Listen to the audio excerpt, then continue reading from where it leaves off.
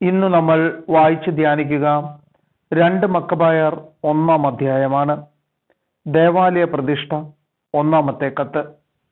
ഈജിപ്തിലെ യഹൂദ സഹോദരന്മാർക്ക് ജെറൂസലേമിലും യൂദയ ദേശത്തുമുള്ള യഹൂദ സഹോദരർ സമാധാനം ആശംസിക്കുന്നു. ദൈവം നിങ്ങൾക്ക് ശുഭം വരുത്തുകയും തൻ്റെ വിശ്വസ്ത ദാസന്മാരായ അബ്രഹത്തോടും ഇസഹാക്കിനോടും യാക്കോബിനോടും ചെയ്ത ഉടമ്പടി സ്മരിക്കുകയും ചെയ്യട്ടെ. സർവാത്മന അവിടുത്തെ ഹിതം അനുവർത്തിക്കുന്നതിനും നിങ്ങളെ അനുഗ്രഹിക്കട്ടെ.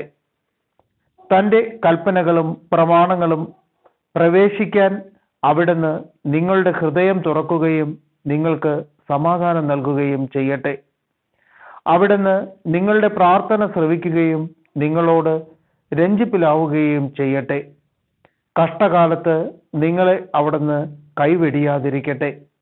ഇപ്പോൾ ഇവിടെ ഞങ്ങൾ നിങ്ങൾക്ക് വേണ്ടി പ്രാർത്ഥിച്ചു കൊണ്ടിരിക്കുന്നു. 169-ാം വർഷം ദെമത്രിയൂസിന്റെ ഭരണകാലത്ത് യഹൂദരായ ഞങ്ങൾക്ക് കഠിന യാതനകൾ നേരിട്ടപ്പോൾ ഞങ്ങൾ നിങ്ങൾക്കെഴുതിയിരുന്നു. അക്കാലത്ത് ജാസനും കൂട്ടരും വിശുദ്ധ ദേശത്തും രാജ്യം മുഴുവനിലും കലാപമുണ്ടാക്കുകയും ദേവാലയ കവാടങ്ങൾ കത്തിച്ചു കളയുകയും നിഷ്കളങ്ക രക്തം ചിന്തുകയും ചെയ്തു. ഞങ്ങൾ കർത്താവിനോട് പ്രാർത്ഥിക്കുകയും അവിടുന്ന് അത് കേൾക്കുകയും ചെയ്തു. ഞങ്ങൾ ദഹന ബലികളും ധാന്യബലികളും അർപ്പിച്ചു. ദീപം തെളിക്കുകയും കാഴ്ചയപ്പം ഒരുക്കി വയ്ക്കുകയും ചെയ്തു. 188-ാം വർഷം കിസ്ലേവ് മാസത്തിൽ കൂടാര തിരുനാൾ ആഘോഷിക്കാൻ നിങ്ങൾ ശ്രദ്ധിക്കണം. 2-ാമത്തെ കത്ത്. ജെറൂസലേമിലും യൂദയായിലുമുള്ളവരും ആലോചനാ സംഘവും യൂദാസും അഭിഷിക്ത പുരോഹിതന്മാരുടെ ഭവനത്തിൽപ്പെട്ടവനും ടോളമി രാജാവിന്റെ ഗുരുവുമായ അരിസ്റ്റോബുലൂസിനും ഈജിപ്തിലെ യഹൂദർക്കും അഭിവാദനങ്ങൾ അർപ്പിക്കുകയും ആയുരാരോഗ്യങ്ങൾ നേരുകയും ചെയ്യുന്നു. കൊടിയ വിപത്തുകളിൽ നിന്ന് ഞങ്ങളെ രക്ഷിക്കുകയും രാജാവിനെതിരെ ഞങ്ങളെ തുണയ്ക്കുകയും ചെയ്ത ദൈവത്തിന് ഞങ്ങൾ കൃതജ്ഞത സമർപ്പിക്കുന്നു. വിശുദ്ധ നഗരത്തെ ആക്രമിച്ചവരെ അവിടുന്ന് തുരത്തി. പേർഷ്യയിലെത്തിയ സേനാധിപതിയും അപ്രതിരോധ്യമായ സേനയും നനയാ ക്ഷേത്രത്തിൽ വെച്ച് നനയായുടെ പുരോഹിതന്മാരുടെ ചതിപ്രയോഗത്താൽ വധിക്കപ്പെട്ടു. വൻപിച്ച ക്ഷേത്ര നിക്ഷേപം സ്ത്രീധനമായി കൈവശമാക്കാൻ മോഹിച്ച അന്തിയോക്കസ് നനയാ ദേവിയെ പരിഗ്രഹിക്കാനെന്ന ഭാവേന അനുചരന്മാരുമൊത്ത് അവിടെ എത്തി. ക്ഷേത്ര പുരോഹിതന്മാർ നിക്ഷേപങ്ങൾ അവരുടെ മുൻപിൽ നിരത്തിവെച്ചു. അന്തിയോക്കസ് ഏതാനും പേരോടുകൂടി ക്ഷേത്ര വളപ്പിൽ പ്രവേശിച്ച ഉടനെ അവർ വാതിലടച്ചു. മച്ചിലെ ഒളിവാതിൽ തുറന്ന് കല്ലെറിഞ്ഞ് അവർ സേനാപതിയെയും അനുയായികളെയും വീഴ്ത്തി. അംഗഭംഗപ്പെടുത്തുകയും തലവെട്ടി പുറത്തുള്ളവർക്ക് എറിഞ്ഞു കൊടുക്കുകയും ചെയ്തു. അധർമ്മികൾക്ക് തക്ക ശിക്ഷ നൽകിയ ദൈവം എല്ലാവിധത്തിലും വാഴ്ത്തപ്പെടട്ടെ. കിസ്ലേവ് മാസം 25-ാം ദിവസം ഞങ്ങൾ ദേവാലയ ശുദ്ധീകരണ തിരുനാൾ ആഘോഷിക്കുന്ന വിവരം നിങ്ങളും അറിയേണ്ടതാണ്. കാരണം കൂടാര തിരുനാളും ദേവാലയവും ബലിപീഠവും നിർമ്മിച്ച നെഹമിയ ബലികൾ അർപ്പിച്ചപ്പോൾ നൽകപ്പെട്ട അഗ്നിയുടെ തിരുനാളും നിങ്ങളും ആഘോഷിക്കേണ്ടതാണല്ലോ. നമ്മുടെ പിതാക്കന്മാർ അടിമകളായി പേർഷ്യയിലേക്ക് നയിക്കപ്പെട്ടപ്പോൾ ഭക്തന്മാരായ പുരോഹിതന്മാർ ബലിപീഠത്തിൽ നിന്ന് അല്പം അഗ്നിയെടുത്ത് പൊട്ടക്കിണറ്റിൽ ഒളിച്ചുവെച്ചു. അത് രഹസ്യമായിരിക്കാൻ അവർ വേണ്ട മുൻകരുതലുകളും ചെയ്തു.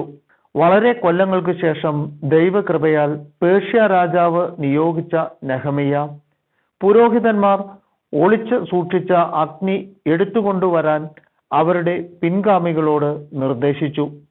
അവർ മടങ്ങി വന്ന് അഗ്നി കണ്ടെത്തിയില്ലെന്നും എന്നാൽ ഒരു കൊഴുത്ത ദ്രാവകം കണ്ടെന്നും അറിയിച്ചു. അത് കോരിക്കൊണ്ടുവരാൻ നെഹമിയ ആജ്ഞാപിച്ചു. ബലിവസ്തുക്കൾ ഒരുക്കുമ്പോൾ വിറകിന്മേലും ബലിവസ്തുവിന്മേലും ആ ദ്രാവകം തെളിക്കാൻ പുരോഹിതന്മാരോട് അവൻ നിർദ്ദേശിച്ചു. അപ്രകാരം ചെയ്ത് അല്പനേരം കഴിഞ്ഞപ്പോൾ മേഘാവൃതമായിരുന്ന സൂര്യൻ തെളിയുകയും വലിയൊരഗ്നി ആളിക്കത്തുകയും ചെയ്തു. എല്ലാവരും അത്ഭുതപ്പെട്ടു. ബലിവസ്തു ദഹിക്കുമ്പോൾ പുരോഹിതന്മാരും ജനങ്ങളും പ്രാർത്ഥിച്ചു കൊണ്ടിരുന്നു. ജോനാഥാൻ പ്രാർത്ഥന നയിക്കുകയും ജനം നെഹെമ്യായോടൊത്ത് പ്രതിവചനം ചൊല്ലുകയും ചെയ്തു. അവർ ഇങ്ങനെ പ്രാർത്ഥിച്ചു: സകലത്തിന്റെയും സൃഷ്ടാവും ദൈവവുമായ കർത്താവേ, ഏകരാജാവും ദയാലുവുമായ അങ്ങ് ഭീതികരനും ബലവാനും നീതിമാനും കാരുണ്യവാനുമാണ്. അങ്ങ് മാത്രമാണ് ഉദാരനും നീതിമാനും സർവശക്തനും നിത്യനുമായവൻ. എല്ലാ തിന്മകളിലും നിന്ന് ഇസ്രായേലിനെ അങ്ങ് രക്ഷിക്കുന്നു.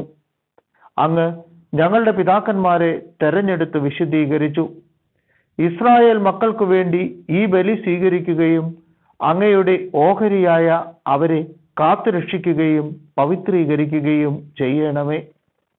ചിതറിപ്പോയ ഞങ്ങളുടെ ജനത്തെ ഒന്നിച്ചു കൂട്ടുകയും വിജാതീയരുടെ ഇടയിൽ അടിമകളായി തീർന്നവരെ സ്വതന്ത്രരാക്കുകയും ചെയ്യണമേ. നിന്ദിതരെയും പുറന്തള്ളപ്പെട്ടവരെയും കടാക്ഷിക്കണമേ. അവിടുന്നാണ് ഞങ്ങളുടെ ദൈവമെന്ന് വിജാതീയർ അറിയാൻ ഇടയാകട്ടെ. മർദ്ദകരെയും അഹങ്കാരം കൊണ്ട് മതിച്ചവരെയും ശിക്ഷിക്കണമേ. മോശ പറഞ്ഞിട്ടുള്ളതുപോലെ അങ്ങയുടെ ജനത്തെ വിശുദ്ധ സ്ഥലത്ത് നട്ടു വളർത്തണമേ. അനന്തരം പുരോഹിതന്മാർ കീർത്തനങ്ങൾ ആലപിച്ചു. ബലിവസ്തു ദഹിച്ചു കഴിഞ്ഞപ്പോൾ ബാക്കിയുണ്ടായിരുന്ന ദ്രാവകം വലിയ കല്ലുകളുടെ മേൽ ഒഴിക്കുന്നതിന് നെഹെമ്യാ കൽപ്പിച്ചു. അങ്ങനെ ചെയ്തപ്പോൾ ഒരു അഗ്നിജ്വാല ഉണ്ടായി. ബലിപീഠത്തിൽ നിന്നുള്ള പ്രകാശം തട്ടിയപ്പോൾ ആ ജ്വാല കെട്ടടങ്ങി. ഈ വസ്തുത പ്രസിദ്ധമായി. പ്രവാസത്തിലേക്ക് നയിക്കപ്പെട്ട പുരോഹിതന്മാർ അഗ്നി സൂക്ഷിച്ചിരുന്ന സ്ഥലത്ത് ഒരു ദ്രാവകം കണ്ടെന്നും അതുപയോഗിച്ച് നെഹെമ്യായും അനുചരന്മാരും ബലിവസ്തുക്കൾ ദഹിപ്പിച്ചെന്നും കേട്ട പേർഷ്യ രാജാവ് വസ്തുതകളെപ്പറ്റി അന്വേഷിക്കുകയും ആ സ്ഥലം വിശുദ്ധമായി പ്രഖ്യാപിച്ച് ചുറ്റും മതിൽ കെട്ടുകയും ചെയ്തു. തനിക്ക് പ്രീതി തോന്നിയവർക്കെല്ലാം രാജാവ് നല്ല സമ്മാനം കൊടുത്തു. നെഹെമ്യായും അനുചരന്മാരും ആ സ്ഥലത്തിന് ശുദ്ധീകരണം എന്നർത്ഥമുള്ള നെഫ്താർ എന്നു പേരിട്ടു. എന്നാൽ അധികം പേരും നഫ്ത എന്ന് വിളിക്കുന്നു.